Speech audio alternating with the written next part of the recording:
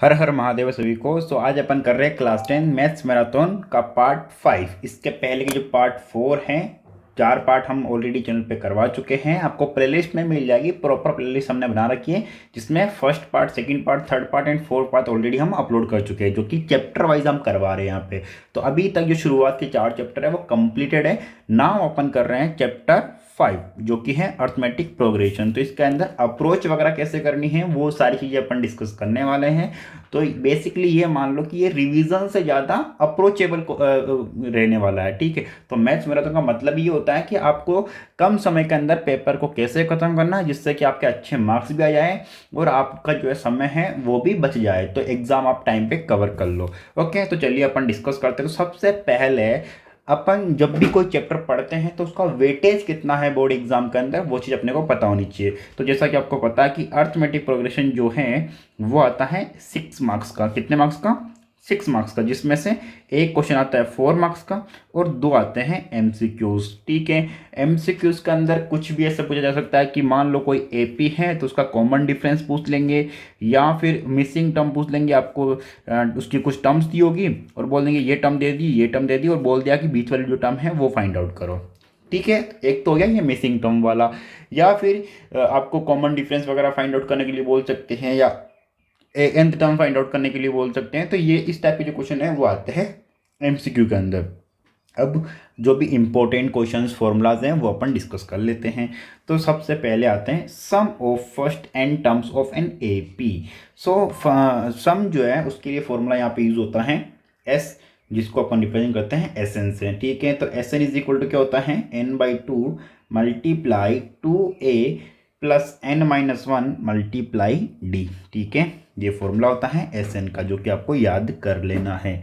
अब इसके अंदर एक आपको क्वेश्चन जो है वो इम्पोर्टेंट क्वेश्चन है जो कि 4 मार्क्स के अंदर आता है। अपन पहले एस एन के बारे में क्यों बात कर रहे हैं, क्योंकि 4 मार्क्स का जो क्वेश्चन होता है ना वो एस एन से रिलेटेड ही आता है, इसीलिए अपन पहले nth टर्म के बारे में बात नहीं कर रहे हैं। एस एन को कवर करना ज़्यादा जरूरी है। तो चलिए ये क्वेश्चन करते हैं अपन। इसके अंदर है a manufacturer of TV sets produced 600 sets in the third year and 700 sets in the 7th year, assuming that the production increase uniformly by a fixed number every year।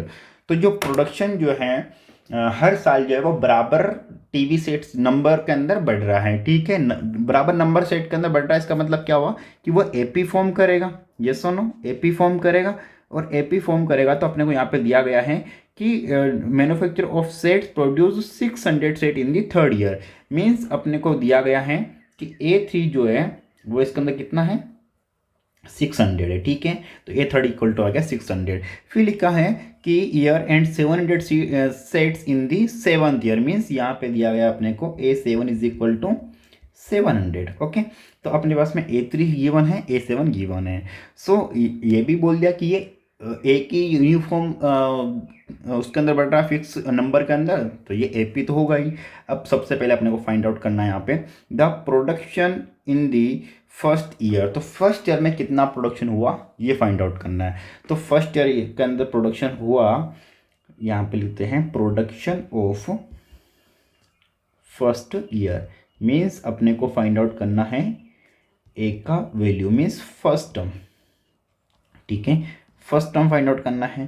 तो अपने को पता है कि ए एन का जो formula है वो होता है a N is equal to A plus n-1 multiply d, ठीक है। सो अकॉर्डिंग टू दिस अपन लिख सकते हैं A3 is equal to A plus 3-1 multiply d is equal to 600 अपने को गिवन है, तो ये इक्वल टू हो जाएगा 600।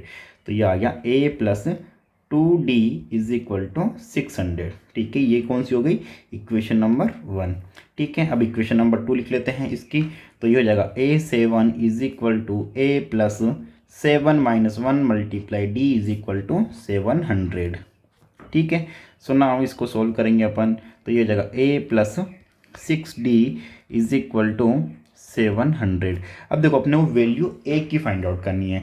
ए की वैल्यू फाइंड आउट करनी है तो अपन डी को एलिमिनेट कर देते हैं। तो डी को एलिमिनेट करने के लिए अपन क्या करते हैं कि इसको यहाँ पे 2d है, यहाँ पे 6d है, तो इसको अपन 3 से मल्टीप्लाई करवा देते हैं ताकि यहाँ पर भी 6d हो जाएगा। तो ये इक्वेशन क्या हो जाएगी, ये हो जाएगी 3a plus 6d is equal to 1800। तो ये आ गई इक्वेशन नंबर 1। अब ठीक है, 3 से मल्टीप्लाई करने के बाद में अब अपन क्या करेंगे, यहाँ पर इसको नाम दिया अपन ने क्या, सेकंड इक्वेशन। ठीक है, तो सेकंड इक्वेशन को अपन माइनस कर देंगे फर्स्ट इक्वेशन में से, तो first equation minus second equation, तो यहाँ पर आया 3a plus 6d is equal to 1800 और a plus 6d is equal to 700। तो माइनस करेंगे तो ये माइनस माइनस माइनस, तो ये कैंसिल हो गया, यहाँ पर बच गया कितना 2a इज इक्वल टू, इधर कितना बच जाएगा 1100। ओके, अब 2a का उधर a का डिवाइड करेंगे तो a इज इक्वल टू हो जाएगा 1100 upon 2 is equal to 550 sets. ठीक है, तो a का वैल्यू कितना है 550 सेट्स, मीन्स कि फर्स्ट ईयर के अंदर जो नंबर ऑफ सेट्स था टीवी का वो था 550। ये तो हो गया फर्स्ट पार्ट। अब अपन करेंगे इसका सेकंड पार्ट। सेकंड पार्ट में the production in the 10th year.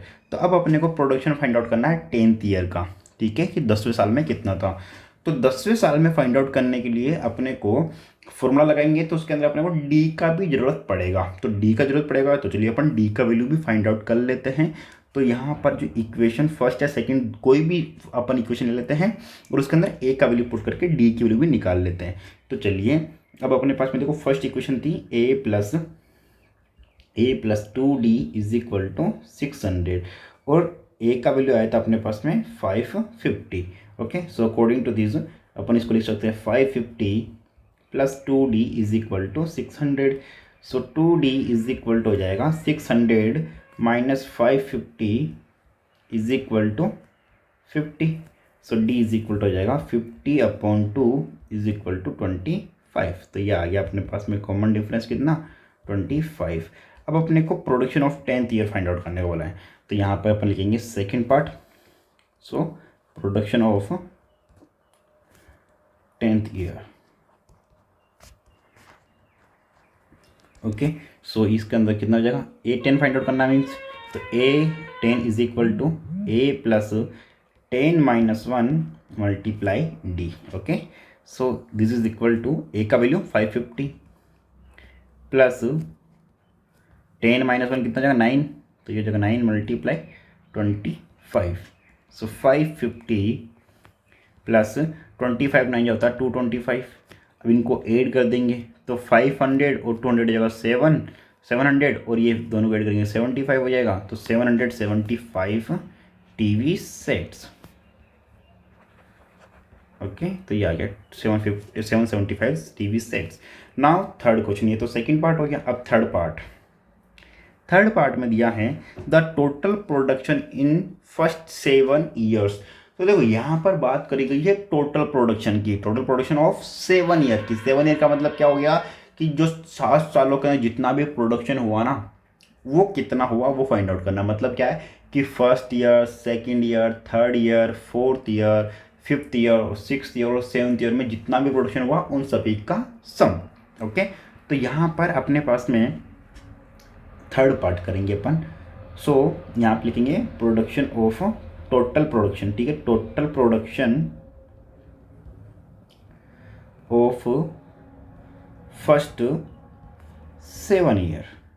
It means अपने को फाइंड आउट करना है सम, और सम कौन सा, शुरुआत के 7 साल का बोला है, मीन्स S7 जो है अपने को निकालना है। अब फॉर्मूला क्या होता है SN का, SN इज इक्वल टू होता है n/2 multiply 2a plus n-1 multiply d bracket close. ठीक है, अब देखो अपने को S7 फाइंड आउट करना है, तो अपने पास में a का वैल्यू है 550, d का वैल्यू है 25 और S7 फाइंड आउट करना है। इसका मतलब n का जो वैल्यू है वो 7 है। ठीक है, तो चलो वैल्यूज पुट करते हैं, S7 निकाल लेते हैं। तो S7 इज इक्वल टू हो जाएगा n/2 means 7/2 multiply 2a means 2 multiply 550 plus n-1 मतलब 7 - 1 मतलब 6, तो 6 मल्टीप्लाई d 25 हो जाएगा is bracket close. Now this is equal to 7/2। अब 2 मल्टीप्लाई 550 हो जाएगा 1100 प्लस 25 6 से कितना होता है 150, तो ये 150 bracket close. This is equal to 7/2 multiply, इन दोनों को ऐड कर देंगे तो ये हो जाएगा 1250। ठीक है, 2 का डिवाइड करेंगे 2 6 जा 12, 2 2 जा 4, 2 5 जा 10, सो ये हो जाएगा 7 मल्टीप्लाई 625। तो चलिए 7 को मल्टीप्लाई कर देते हैं 625। सो इसको मल्टीप्लाई करने के बाद में अपने को प्राप्त होता है 4375, ठीक है। मतलब शुरुआत के साल सात के अंदर जो प्रोडक्शन हुआ वो हुआ टोटल 4375, ठीक है। ये आ गया अपने पास में शुरुआत के 7 साल का। ओके नाउ अगर इसमें से कोई डाउट क्वेरी वगैरह हो इस क्वेश्चन में से तो प्लीज़ आप कमेंट करके हमें पूछ सकते हैं, ठीक है। नाउ अपन बढ़ते हैं नेक्स्ट क्वेश्चन की तरफ में। सो नेक्स्ट क्वेश्चन ये तो आ गया एसएन वाला। एसएन वाले जो क्वेश्चंस होते हैं वो इसी टाइप के क्वेश्चंस आपको एग्जाम में पूछे जा सकते हैं कि आपको जो है ये प्रोडक्शन होता है। और टीवी सेट का भी एक क्वेश्चन है जो कि अभी अपन करवा चुके हैं। उसके अलावा और भी कुछ टाइप के क्वेश्चंस हैं जिसमें आपको जो है मनी की बात की जा सकती है कि कोई पर्सन जो है इतने पैसे बचाता है पहले सप्ते के अंदर, फिर दूसरे सप्ते के अंदर वो जो जितने भी, जैसे मान लो पहले सप्ते के अंदर मैंने 50 रुपये सेव किए तो दूसरे सप्ते में जो है 70 रुपये सेव करूंगा, फिर उसके अगले सप्ते के अंदर मैं 90 रुपये सेव करूंगा, फिर उसके अगले सप्ते के अंदर मैं 110 रुपये सेव करूंगा। मतलब हर महीने में 20 रुपये अपनी सेविंग में बढ़ाते जा रहा हूँ। तो इस तरह से करते करते मैंने सपोज मान लो 1 साल तक पैसा जो है वो सेव किया, ठीक है। तो अभी ये पूछ लेंगे एक तो पहले कि मैंने अगर शुरुआत में 50 रुपये से शुरुआत की थी, फिर उसके बाद में मैंने 70 रुपये सेव किए अगले महीने के अंदर, फिर 90 रुपये सेव किए, 110 किए। तो यहाँ पर देखो ये एक एपी फॉर्म हो रही है। तो इस तरह से करते हुए मैंने 12th मंथ तक जो है पैसा सेव किया। तो आपको ये बताना कि 1 साल के बाद में मैं कितना रुपये सेव करूंगा, ठीक है। मतलब 1 साल के एंड वाले मतलब 12th मंथ के अंदर मैं कितना सेव करूंगा। तो इसका मतलब क्या है कि यहाँ पर मुझे फाइंड आउट करना है 812 फाइंड आउट करना है, ठीक है। अगर आपको ऐसा बोले कि आपने टोटल 1 साल के अंदर कितना पैसा सेव किया तो आपको क्या करना है S12 फाइंड आउट करना है, जहाँ पर A का वैल्यू कितना होगा 50, D का वैल्यू कितना होगा 20 और N का वैल्यू कितना होगा 12। और फॉर्मूला क्या होगा SN का फॉर्मूला लग जाएगा अगर आपको टोटल सेविंग पूछे तो। और अगर आपको 12th मंथ की सेविंग पूछे तो आपको 812 निकालना है। या फिर आपको ऐसा भी पूछा जा सकता है कि 10th मंथ तक की सेविंग कितनी हो जाएगी या फिर 7th मंथ तक की सेविंग कितनी हो जाएगी। तो उस केस के अंदर जितने भी मंथ की लिस्ट, जिस भी मंथ की सेविंग पूछे उसके लिए आपको वो नंबर का वैल्यू निकाल लेना, मतलब जैसे AN निकाल लेना उसका। ओके तो उसके लिए AN का फॉर्मूला लग जाएगा जो कि क्या होता है AN is equal to A plus N-1 multiply D, ठीक है। SN के अंदर 3 फॉर्मूला होता है। पहला फॉर्मूला होता है AN का, AN is equal to A plus N-1 multiply D। दूसरा होता है SN का, SN is equal to N/2 multiply 2A plus N-1 multiply D। अगर मान लो ओनली आपको SN निकालने को बोला गया है, आपको फर्स्ट टर्म दी हुई है, N की वैल्यू दी हुई है और आपको कुछ भी नहीं दिया हुआ है, ठीक है। ये 2 चीज़ें दी हुई है, ओके। फर्स्ट टर्म दी हुई है और N की वैल्यू दी हुई है। तो उस केस के अंदर आप फॉर्मूला यूज़ कर सकते हो। और सपोज एक और चीज़ आपको दी हुई है ANth टर्म या फिर लास्ट टर्म, और अब बोले कि SN फाइंड आउट करो। तो यहाँ पर आपको कॉमन डिफरेंस जो है वो नहीं दिया हुआ है बट लास्ट टर्म जो है वो दी हुई है। तो उस केस के अंदर आपको फॉर्मूला लगाना है SN is equal to N/2 multiply A plus L, ठीक है। L का मतलब लास्ट टर्म। तो ये फॉर्मूला जब लगेगा जब आपको कॉमन डिफरेंस नहीं दिया हो और लास्ट टर्म दी हुई हो या ANth टर्म दी हुई हो। ANth टर्म का मतलब भी लास्ट टर्म होता है कुछ केसेस के अंदर, ठीक है, जिसका अपने को नंबर नहीं पता होता है जो सबसे लास्ट में होती है। तो ये वाला फॉर्मूला SN के लिए हो गया, ये भी SN के लिए हो गया और ये हो गया ANth टर्म के लिए। जो भी मिसिंग टर्म जैसे आपको बोल दे कि इतने नंबर की टर्म फाइंड आउट करो, 7th टर्म की टर्म फाइंड आउट करो या 8th नंबर की टर्म फाइंड आउट करो। तो जितने भी नंबर की टर्म फाइंड आउट करेंगे उसके लिए अगर टर्म फाइंड आउट करने के लिए बोले तो ये वाला फॉर्मूला, और अगर सम की बात है तो ये वाला फॉर्मूला या फिर ये वाला, ठीक है। ये वाला किस केस में यूज़ करना है जिस केस के अंदर आपको कॉमन डिफरेंस नहीं दिया हो बट लास्ट टर्म दी हुई हो, ठीक है। तो नाउ अपन बढ़ते हैं नेक्स्ट टाइप के क्वेश्चन पे। तो इसके अंदर आपको लिमिटेड टाइप के क्वेश्चंस मिलेंगे जिसके अंदर आपको जो है प्रॉब्लम बेस्ड जो क्वेश्चंस होंगे, जो कि लैंग्वेज बेस्ड क्वेश्चन होंगे वो आएंगे इसके अंदर नॉर्मली 4th मार्क्स के अंदर। तो आपको उस सिचुएशन को जो भी लैंग्वेज उसको समझ के आपको एक एपी क्रिएट करनी होगी और फिर एपी क्रिएट कर ली उसके बाद में आपको जो भी SN सम AN जो भी टर्म फाइंड आउट करने को बोले वो फाइंड आउट करनी है। नाउ अब अपन बढ़ते हैं सेकेंड टाइप के क्वेश्चन पे। सेकेंड ये nth term of an AP। अब जैसा कि मैंने बता दिया nth टर्म, जो टर्म को अपने को नहीं पता होती है वो फाइंड आउट करना। तो कुछ केसेस के अंदर आपको दे देंगे कि ये टर्म फाइंड आउट करो, या फिर टर्म आपको दी होगी फर्स्ट टर्म दी होगी तो उसके इसके अंदर कॉमन डिफरेंस फाइंड आउट करना पड़ेगा। मतलब जो फॉर्मूला है अपने पास में basically A N is equal to A plus N minus one multiply D. तो इसके अंदर कोई चार चीज़ें हैं, एक है ए एन, एक है फर्स्ट टर्म, एक है नंबर ऑफ टर्म्स और एक है कॉमन डिफरेंस। चार चीज़ें यहाँ पे गिवन है। तो इन चार चीज़ों में से आपको तीन चीज़ें दे दी होगी क्वेश्चन के अंदर, डायरेक्टली और इनडायरेक्टली, और उसमें से जो अननोन वैल्यू है वो आपको फाइंड आउट करनी रहेगी। ठीक है, फिर वो आपको फाइंड आउट करनी होगी इस फॉर्मूला में मदद से। तो फॉर्मूला एक ही फॉर्मूला यहाँ पे लगेगा, बट क्वेश्चन पढ़ के समझना होगा आपको कि क्या चीज़ इसमें गिवन है और क्या चीज़ अपने को फाइंड आउट करनी है। ओके, तो फॉर्मूला हो गया यहाँ पे a N is equal to A plus N minus one multiply d. और अगर मान लो आपको बोले कि ए थर्ड टर्म क्या होगा, तो यहाँ पर आप डायरेक्टली एक लॉजिक यूज़ कर सकते हो कि ए थर्ड फाइंड आउट करने का बोला है, मतलब ए प्लस थ्री, यहाँ पे थ्री है मतलब टू डी। ठीक है, सपोज फोर होता तो थ्री डी, मतलब उससे जितने भी नंबर की टर्म है ना उससे एक कम। ठीक है, और मल्टीप्लाई डी कर देंगे। मान लो ए फाइव बोले तो ए फाइव का मतलब क्या हो गया, ए प्लस फोर डी, क्योंकि ये फॉर्मूला से बनता है। ठीक है, अगर आप बाई फॉर्मूला भी जाओगे तो यही बनेगा। फॉर्मूला तो वैसे भी आपको एग्जाम में लिखना ही है, बट आप अगर ये स्टेप को जो है अगर आप कट करना चाहते हैं, ये वाले स्टेप को कैलकुलेशन के अंदर, तो कट कर सकते हो, डायरेक्टली लिख सकते हो a five is equal to A plus four d या a six is equal to A plus five d. ठीक है, काफ़ी सारे स्टूडेंट ने आंसर्स क्वेश्चन सोल्व किए होंगे तो उनको पता होगा कि कहाँ पे किस चीज़ को किस तरह से अप्रोच करनी है। तो ये जो है आपके समय को बचाता है अगर आपको ये चीज़ें पता होती है तो।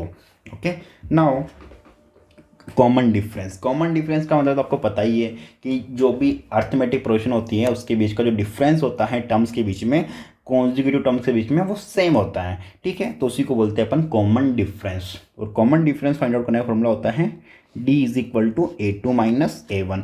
ठीक है, तो A two minus A one भी लिख सकते हैं, या फिर आप इसको लिख सकते हो ए थ्री माइनस ए टू, ये भी लिख सकते हो, या फिर आप इसको लिख सकते हो ए फोर माइनस ए थ्री।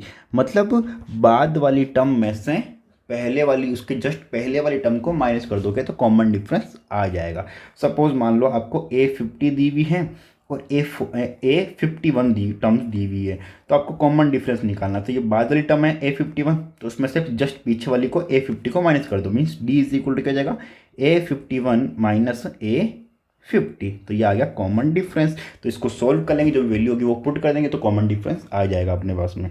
अब एक्सरसाइज के कुछ क्वेश्चंस हैं, एक्सरसाइज 5.1 के first part, second part, third part and fourth part.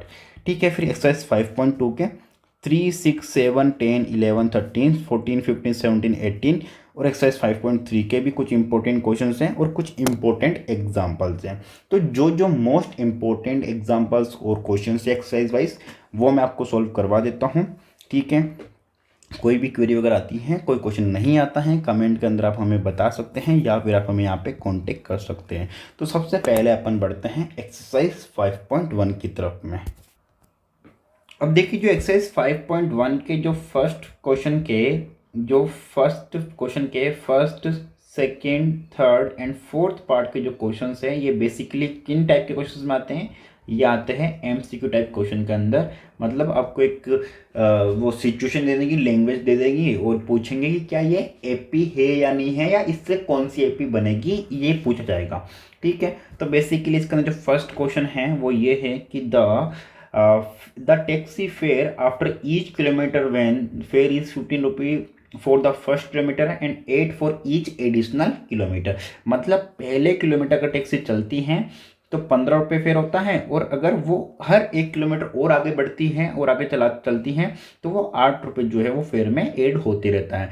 मतलब पहले किलोमीटर के लिए 15, फिर दूसरे किलोमीटर के लिए 23 क्योंकि 8 ऐड हो जाएगा, फिर अगले किलोमीटर के लिए 31, फिर अगले के लिए 39, इस तरह से करते करते वो जो है ऐड होते रहेगा 8 रुपये। इसका मतलब क्या हुआ कि यहाँ पर देखो कॉमन डिफरेंस सेम आ रहा है, तो कॉमन डिफरेंस सेम आ रहा है तो इसका मतलब क्या है कि ये एक एपी होगा। तो बेसिकली इसके अंदर अपने को यही बताना है कि एपी होगा कि नहीं होगा। ठीक है, तो एपी होगा तो ये लिख देना कि yes this situation makes an AP. Now इसका अंदर देखो सेकंड क्वेश्चन है। सेकंड क्वेश्चन है the amount of air present in a cylinder when A vacuum pump removes 1/4 of the air remaining in this cylinder eight A time. मतलब एक cylinder है, ठीक है, उस सिलेंडर से जितनी सिलेंडर में वॉल्यूम प्रेजेंट होती हैं उसका 1/4 जो है वो एक बार में निकाल लिया जाता है। तो जो निकालने के बाद में जो भी वैल्यू आएगी अपने पास में, क्या वो वैल्यू जो है अर्थमेटिक प्रोग्रेशन की सीरीज बनाएगी या नहीं बनाएगी, ये अपने को बताना है। तो सपोज मान लो सेकंड पार्ट कर रहे हैं अभी अपन, ये वाला जो क्वेश्चन है ना वो इंपॉर्टेंट क्वेश्चन है और बच्चे गलत करके आते हैं, तो ध्यान से समझ लेना इसको, ठीक है। तो सपोज मान लेते हैं कि शुरुआत में जो वॉल्यूम है वो कितनी थी, उसके अंदर v वॉल्यूम थी। तो बोला क्या गया था कि एक टाइम के अंदर जितनी वॉल्यूम उसके अंदर हो उसका 1/4 निकालना, रिमूव करना, मतलब जो पहले रहेगी उसमें से 1/4 जो है वो माइनस हो जाएगी। तो अपन देखो अपने पास में शुरुआत में कितनी है v थी, तो v का 1/4 कितना हो जाएगा, v मल्टीप्लाई 1/4 मतलब v/4 हो जाएगा। अब v/4 अपने को निकाल लिया, किस में से निकाल लिया, क्योंकि अभी तो टोटल पूरा भरा हुआ v वॉल्यूम है उसके अंदर, तो v में से अपन माइनस कर देंगे v/4 को, तो ये हो जाएगा 4 एलसीएम, तो 4v माइनस v हो जाएगा 3v/4। तो पहले कितनी थी v, अभी कितनी हो गई 3v/4 माइनस होने के बाद में। अब बची हुई कितनी है 3v/4, तो अब जो बची हुई है उसका 1/4 निकालना है। तो अपन 3v/4 का 1/4 कितना हो जाएगा 3v/16। अब 3v/16 जो है वो किस में से निकालनी, जो बची हुई है उसमें से, तो ये निकाला अपन ने 3v/4 माइनस 3v/16, तो एलसीएम ले लिया अपन ने 16, तो ये हो गया 4 4 16, 4 3 12v minus 3v is equal to 9v/16, तो ये अपन ने निकाल ली 9v/16। अब देखो इसका और इसका कॉमन डिफरेंस निकालेंगे तो आएगा v/4, और इसका कॉमन डिफरेंस निकालेंगे कितना आएगा 3v/16। तो यहाँ पर ये दोनों का जो कॉमन डिफरेंस है वो सेम नहीं है। सो इस सिचुएशन के अंदर नॉट एन एपी, ठीक है, जो सिचुएशन है वो एपी नहीं क्रिएट करेगी, ठीक है, एपी नहीं बनाएगी, तो इसके अंदर नोट लिख देना है। इसी तरह से थर्ड एंड फोर्थ सिचुएशन है, तो थर्ड एंड फोर्थ सिचुएशन के अंदर थर्ड वाला तो आप कर लोगे, थर्ड वाला जो है वो बेसिकली जो फर्स्ट पार्ट था उसी की तरह का है, बस वहाँ पे कॉन्सेप्ट जो है वो डाइजिंग का है, डाइजिंग का मतलब खुदाई करने का, ठीक है। इसके बाद में जो फोर्थ पार्ट है, फोर्थ पार्ट के अंदर अपने को डिस्कस किया गया है कंपाउंड इंटरेस्ट का, ठीक है। और एक चीज़ आपको मैं बता देता हूँ बेसिकली कि जहाँ पर भी बोले कि ये अमाउंट है और इस पर कंपाउंड इंटरेस्ट लग रहा है हर साल, और उसके बाद में क्या ये जो सिचुएशन बनेगी वो एपी बनेगी कि नहीं, तो यहाँ पर एपी बिल्कुल नहीं बनेगी जहाँ पे कंपाउंड इंटरेस्ट की डिस्कशन होगा, क्योंकि हर साल जो है प्रिंसिपल जो है वो बदलता रहेगा और इसके लिए इंटरेस्ट भी जो है वो बदलता रहेगा, ठीक है, क्योंकि कंपाउंड इंटरेस्ट में जो है इंटरेस्ट पर भी इंटरेस्ट लगता है हर साल। बट अगर इसकी जगह पे आपको सिंपल इंटरेस्ट फाइंड आउट करने के लिए बोले और फिर बोले कि क्या ये एपी क्रिएट करेगा, तो यस ये एपी क्रिएट करेगा सिंपल इंटरेस्ट का केस में, ठीक है, बट कंपाउंड इंटरेस्ट के केस में नहीं करेगा। ओके, तो ये वाला आपको तो समझ में आ गया होगा। अब अपन बढ़ते हैं एक्सरसाइज 5.2 के कुछ क्वेश्चंस कर लेते हैं। सो ये कुछ क्वेश्चंस हैं जो कि 5.2 एक्सरसाइज के इंपॉर्टेंट है, जिसमें पहला जो क्वेश्चन है थर्ड क्वेश्चन वो इंपॉर्टेंट क्वेश्चन है। तो थर्ड जो क्वेश्चन है वो 1 मार्क्स में आता है, क्योंकि यहाँ पर क्या है कि आपको एक एपी दे देते हैं, उसके अंदर आपको मिसिंग जो टर्म है वो बतानी होती है, ठीक है, जो कि मिसिंग टर्म आप इजीली फाइंड आउट कर सकते हो। बस इसके अंदर आपको एक मैं लॉजिक बता देता हूँ। जैसे मान लो कि आपको यहाँ के एक एपी दे रखी है, ये पहले 2 दिया हुआ है, फिर कॉमा यहाँ पे मिसिंग दे दी और यहाँ पे कॉमा यहाँ पे दे दिया, सपोज आपको 26, ठीक है, ये दे दिया। अब जब भी इस टाइप की दी हो मिसिंग टर्म निकालनी हो तो आपको एक चीज़ हमेशा ध्यान रखनी होती है कि कोई भी एपी हो तो जो मिडल टर्म जो होती है ना, ये बीच वाली टर्म जो होती है, ये इसके जस्ट साइड में जो दोनों तरफ में जो नंबर्स होते हैं ना उन दोनों का एवरेज होती है, मतलब 2 और 26 इन दोनों का एवरेज होगी ये टर्म। तो मीन्स कितना हो जाएगा 2 + 26 डिवाइडेड बाई 2, क्योंकि 2 टर्म से एवरेज बोला है मैंने। एवरेज का मतलब क्या होता है कि जितने भी नंबर ऑफ टर्म्स है उनका डिवाइड कर दो, मतलब ये 2 ही टर्म है ना इसके दोनों साइड में, तो एक इधर एक इधर, तो 2 मीन्स कितनी हो जाएगी 14, ठीक है, तो ये टर्म हो जाएगी 14, ठीक है। ये चीज़ जो है आपको आनी चाहिए। मीन्स आप अगर बेसिकली आपको ये भी बोला जा सकता है कि ए बी और सी ये तीनों टर्म्स जो है वो ए पी के अंदर है, तो बताइए इसके बीच में रिलेशनशिप क्या होगा, एमसीक्यू में पूछा जाता है। तो यहाँ पर ये जो मिडल टर्म जो है ना वो इन दोनों के सम का डबल होगा, क्योंकि मैंने अभी आपको क्या बताया था कि ये मिडल टर्म जो है वो इन दोनों का एवरेज होगा, मतलब a + c upon 2 is equal to कितना होगा b, और 2 तो क्रॉस मल्टीप्लाई हो जाएगा, तो a + c जो है वो किसके बराबर हो जाएगा 2b के। तो सिंपली अपन क्या बोल सकते हैं कि जो मिडल टर्म है वो डबल होगी इन दोनों के सम की। ओके, तो ये चीज़ का आपको ध्यान रखना है। जब भी मिसिंग टर्म्स दी होती हैं तो आप उसको जल्दी निकालने के लिए कुछ इस तरह से कर सकते हो।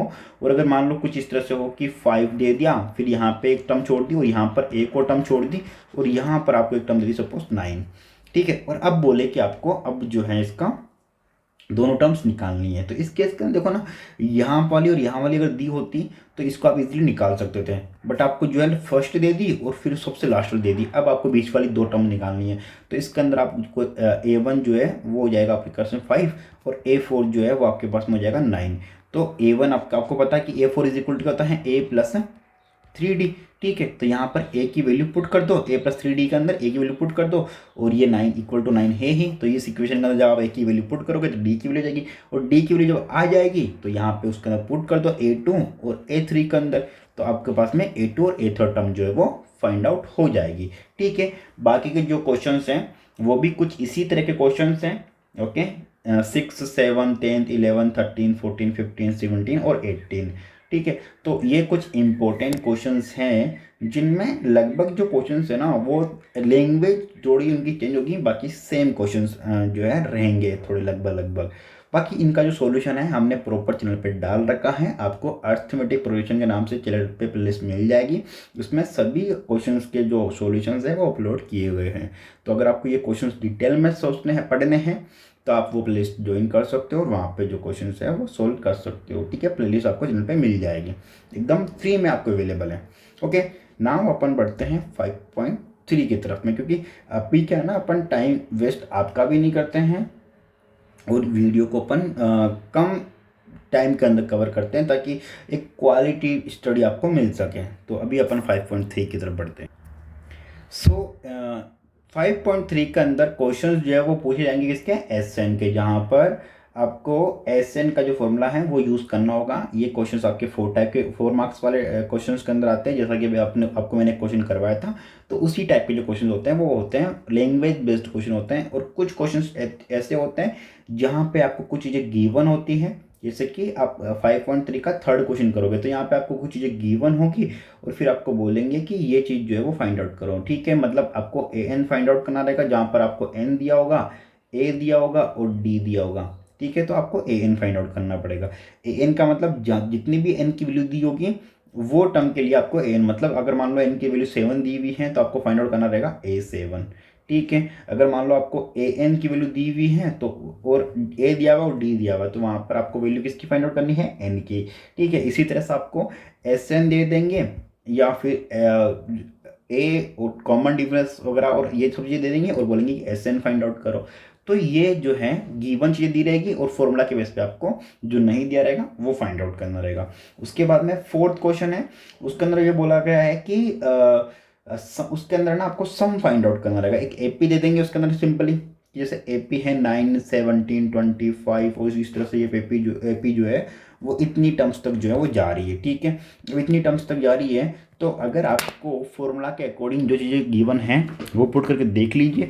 अगर वहाँ से AP का जो सम है वो फाइंड आउट हो जाता है तो अच्छी बात है। मान लो नहीं हो रहा है, आपको N की वैल्यू चाहिए फाइंड आउट करने की जरूरत पड़ रही है, तो वो AN वाले फॉर्मूले से N की वैल्यू फाइंड आउट कर लीजिए एंड देन आप SN फाइंड आउट कर लीजिए। तो इस टाइप के क्वेश्चंस भी जो हैं एग्जाम में आते हैं, जहाँ पर आपको कोई AP दी रहती है बट उसकी N की वैल्यू जो है वो नहीं दी होती है, ठीक है। बट आप उसको फाइंड आउट कर सकते हो और फिर आपको बोलते हैं कि SN फाइंड आउट करो। तो पहले N की वैल्यू फाइंड आउट कर लो फिर SN फाइंड आउट कर लो।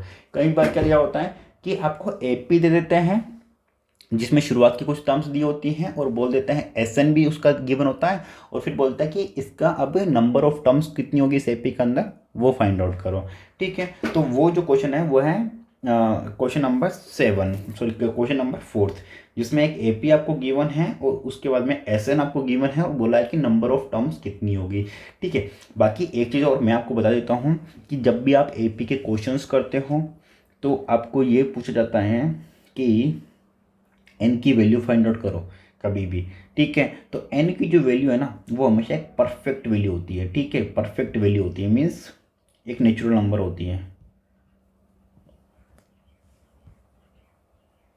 ओके। ये कभी भी डेसिमल में नहीं हो सकती हैं, कभी भी फ्रैक्शन के अंदर नहीं हो सकती हैं या कभी भी कोई इरेशनल नंबर नहीं हो सकता है। ये एक नेचुरल नंबर में सिर्फ इसकी वैल्यू होती है N can not be negative, क्योंकि नंबर ऑफ टर्म्स जो है वो कभी भी नेगेटिव या डेसिमल या फ्रैक्शन या इरेशनल नंबर नहीं हो सकते हैं। तो ये चीज़ का बिल्कुल ध्यान रखें। अगर n का वैल्यू इन सभी में से जो भी अभी मैंने बताया इन सभी में से अगर आ रहा हो तो इसका मतलब है कि वो जो टर्म है जिसके लिए n का वैल्यू डेसिमल वगैरह के अंदर आया है वो टर्म इस एपी का हिस्सा नहीं होगी। ठीक है, तो कई बार आपको ऐसा भी क्वेश्चन पूछा जाता है, एपी दे दिया और फिर बोल दिया कि ये एक टर्म है 363, तो क्या ये जो टर्म है ये इस एपी का पार्ट है या नहीं है। तो आपको n की वैल्यू फाइंड आउट करनी है इस एपी के लिए। अगर परफेक्ट वैल्यू आती है n की तो अब तो ये इसका पार्ट है, अगर नहीं आती है तो इसका जो ये पार्ट नहीं होगी। ठीक है, अब एक क्वेश्चन जो है वो इस टाइप का आता है जिसमें आपको एक एपी दी होती है, जैसे मान लो एपी दे दी आपको 3, 6, 9 इस तरह से करते हुए 78 तक। ठीक है, अब इसमें से इस एपी में बोले कि इस एपी की लास्ट में से 20 टर्म जो है वो फाइंड आउट करो या लास्ट में से 11 टर्म फाइंड आउट करो। तो उस केस के अंदर आपको इस एपी को करना है रिवर्स। तो रिवर्स करने के बाद में ये एपी कितनी हो जाएगी, ये एपी हो जाएगी 78 कॉमा, फिर रिवर्स का मतलब ये 9 पहले आएगा, फिर 6 पहले आएगा, फिर 3 पहले आएगा। अब देखो जो टर्म आपको लास्ट में से 11 फाइंड आउट करनी थी ना, अब वो एपी को उल्टी कर दी तो वो इधर से शुरुआत से 11 हो गई। ठीक है, तो अब ये एपी के अकॉर्डिंग आपके पास में एन का जो वैल्यू है वो कितना हो गया, आगे से 11 और ए का वैल्यू कितना हो गया 78 और कॉमन डिफरेंस कितना हो जाएगा, डी इज इक्वल टू, मैंने क्या बोला था कि आगे वाली में से पीछे वाली को माइनस करते हैं। ठीक है, तो 6 में से 9 को माइनस करेंगे तो डी कितना आ गया -3। तो अब ये वैल्यूज अपन पुट कर देंगे तो अपन निकाल क्या लेंगे A11। ठीक है, जो A11 इस टर्म के लिए आगे से आएगा वो इस एपी के लिए पीछे से रहेगा। तो पीछे से जो इस एपी के लिए 11 टर्म आएगी वो अपन एपी को रिवर्स करके फाइंड आउट कर लेंगे। तो यहाँ पे आपका जो समय है वो भी बचेगा, कन्फ्यूज़न भी नहीं होगा। ओके स्टूडेंट, तो ये चीज़ों को आप जो टेक्निक्स हैं उनको थोड़ा ध्यान से समझिएगा। ठीक है, बाकी डिटेल में अगर आपको ये अर्थमेटिक प्रोग्रेशन वाला पढ़ना है, इससे एक एक क्वेश्चन आपको सोल्व करने हैं तो प्लेलिस्ट आप जो है विजिट कर लीजिए जरूर। ओके, क्योंकि एक एक क्वेश्चन अगर मैं आपको करवाने बैठूंगा मैराथन के अंदर तो मैं जो इम्पोर्टेंट क्वेश्चंस हैं, बहुत ही ज़्यादा इंपॉर्टेंट क्वेश्चंस, उनको कवर नहीं कर पाऊंगा और वीडियो जो है वो बहुत ज़्यादा लंबा हो जाएगा। अब इसके बाद में जो मैंने यहाँ पे क्वेश्चंस रेफरेंस किए हैं स्क्रीन पे, ये सारे क्वेश्चंस आप सोल्व कर लीजिए अपने आप से खुद से।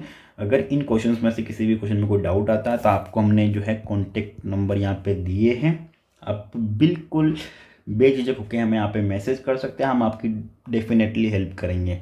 उसके अलावा एग्जांपल्स कौन कौन से इम्पोर्टेंट हैं वो भी मैं आपको बता देता हूँ। एग्जांपल इम्पोर्टेंट है 2, 6, 7, 8, 9, 10, 13 एंड 14, 15 एंड 16, ये कुछ एग्जांपल्स है जो इम्पोर्टेंट हैं। ये सभी एग्जांपल्स भी आपको जो है सोल्व कर लेने हैं एंड मुझे पता है कि आपने जो है ये एग्जांपल्स सोल्व कर लिए होंगे अभी तक। ठीक है, क्योंकि आप काफ़ी एडवांस हो, आपको 1 साल हो चुके हैं लगभग, मतलब 10 महीने 8-9 महीने आपको हो चुके हैं मेहनत करते हुए, तो चीज़ें आपने जो है वो सोल्व कर ली होगी। और अर्थमेटिक प्रोग्रेशन एक ऐसा चैप्टर है जो लगभग हर बच्चे का फेवरेट चैप्टर होता है। अगर आपका ये चैप्टर फेवरेट नहीं है तो इसका मतलब ये है कि या तो आपने इसको पढ़ा नहीं है अच्छे से, या फिर आपको जो है जो टीचर ने पढ़ाया है उन्होंने आपको सही तरीके से नहीं पढ़ाया, तो चीज़ें जो है वो कॉम्प्लिकेटेड आपके लिए बन गई। ठीक है, बाकी अगर आपको नहीं समझ में आ रहा है, बहुत ज़्यादा दिक्कत आ रही है, तो आप हमारी प्राइवेट क्लासेस भी बुक करवा सकते हो, जिसमें हम आपको प्राइवेट क्लासेस में इसको कवर करवा देंगे अच्छे से। ठीक है, डीपली आपको जो है समझा देंगे, पढ़ा देंगे। डेफिनेटली ये चैप्टर जो है हर स्टूडेंट का फेवरेट होता है, आपको पता है, मुझे भी पता है और टीचर्स को भी पता है कि ये चैप्टर ईजी है, बहुत ज़्यादा ईजी चैप्टर है, ये दिक्कत इसमें नहीं आती है और क्वेश्चंस भी इसमें जो है बोर्ड एग्जाम के अंदर ईजी क्वेश्चन आता है। और इसी चैप्टर में से आपको जो है CBQ क्वेश्चन बनेगा, तो ध्यान रखिएगा केस बेस्ड क्वेश्चंस को सही से डील करना है। और CBQ क्वेश्चन जो है वो हमारे चैनल पे बहुत जल्दी लाइव होने वाले हैं, तो आपको CBQ क्वेश्चंस देखने के लिए चैनल को सब्सक्राइब कर लीजिए, वेट करिए, हम एक दो दिन के अंदर CBQ क्वेश्चंस जो है वो डालेंगे। ओके स्टूडेंट, बाकी कोई क्वेरी वगैरह कोई भी हो, डाउट वगैरह आपके हो तो प्लीज़ कमेंट में रखिए। आप हमें हमारे कॉन्टैक्ट नंबर पे भी सेंड कर सकते हैं, मैसेज कर सकते हैं, आपकी जो भी सजेशंस क्वेरीज वगैरह हो प्लीज़ रेज करें, हम आपकी हर डेफिनेटली हेल्प करेंगे। ओके स्टूडेंट, सो आज के लिए इतना ही, बाकी मिलते हैं नेक्स्ट वीडियो का, तब तक के लिए bye bye, take care, thank you so much, Har Har Mahadev. And please video को अपने दोस्तों आप में